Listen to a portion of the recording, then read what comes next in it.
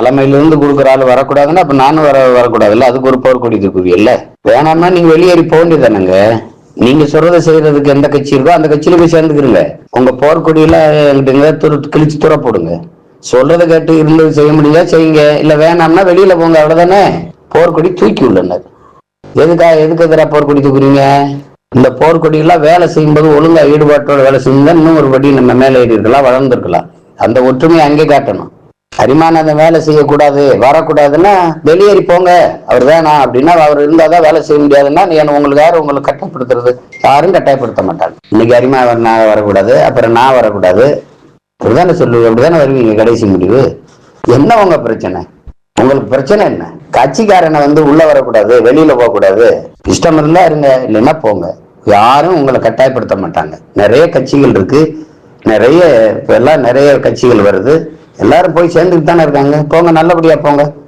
உங்க போர்க்கொடி அங்கடி அந்த கொடியோட அப்படியே போங்க. தலைமையிலிருந்து கொடுக்குற ஆள் வரக்கூடாதுன்னா அப்ப நானும் வரக்கூடாதுல்ல, அதுக்கு ஒரு போர்க்கொடி தூக்குவீல்ல. வேணாம்னா நீங்க வெளியேறி போக வேண்டியதானுங்க. நீங்க சொல்றதை செய்யறதுக்கு எந்த கட்சி இருக்கோ அந்த கட்சியில போய் சேர்ந்துக்கிறீங்க. உங்க போர்க்கொடியில கிழிச்சு துற போடுங்க.